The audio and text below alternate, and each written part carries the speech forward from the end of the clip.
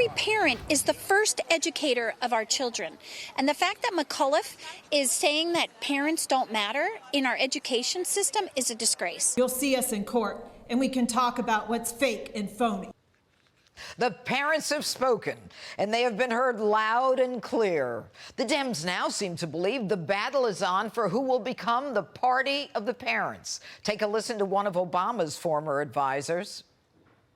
That we need to make sure that Republicans in 2022 don't become is the party of parents, because we need to be the party of parents, and we are. I hate to break it to them, but I think that ship has sailed. Fox News political analyst and author of the new book, Beyond Biden, Newt Gingrich, joins me now to weigh in on all of it. Good evening, Newt. Thanks so much for being with us. Are they the party of the parents? No, they're the party of left-wing ideologues and the teachers' union. It's the radicals at the hot top of the teachers' union that makes it impossible for Democrats to be the party of parents, because the radicals don't want any kind of parental involvement in what they decide to indoctrinate their children with.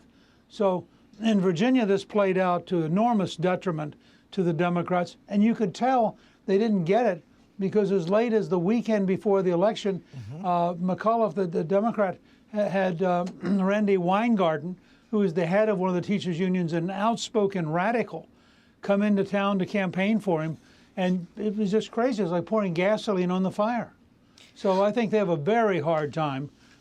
Plus, the values they espouse, whether it's the critical race theory value, or it's attacking American history, or it is deciding that they don't want any kind of really excellent schools. They want to dumb down all the schools so nobody feels bad because nobody will flunk because there are no really good grades. I mean, none of this stuff works if you want to be the party of parents.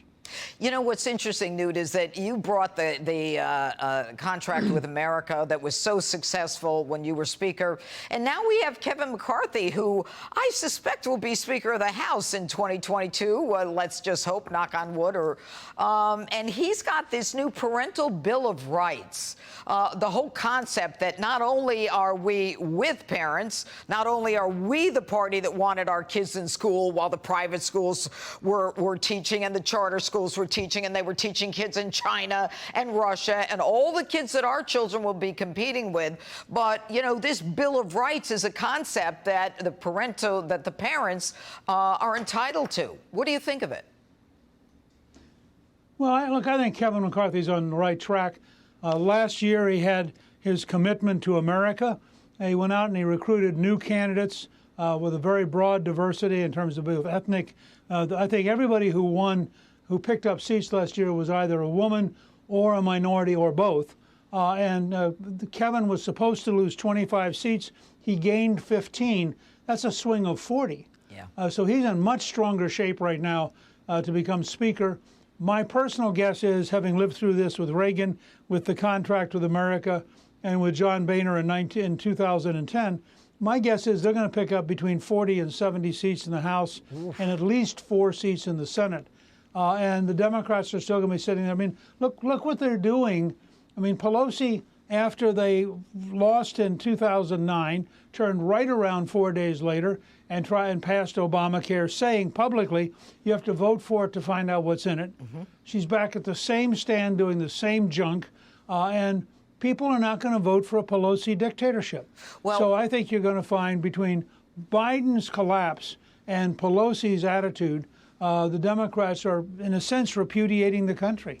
Well, and the amazing part of it, Newt, as you obviously are referencing, is the fact that they're doubling down. I mean, after the shellacking that they took, they're saying, you know, we're going to go forward with Build Back Better. We're going to go forward. We're going to make sure we're going to spend our way out of this. And I just see this as a blueprint for a disaster in 2022. You have a final word.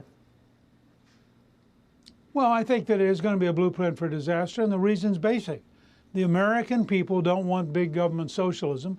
The American people want control over their own lives, and they resent having Washington try to dictate everything from masks to vaccinations to taxes, you name it. And I think it's just going to get worse, not better, for the Democrats because they can't get off this kick and they can't get away from trying to tell the rest of us how to live. Mr. Speaker, it's always a pleasure having you on. Thank you so much.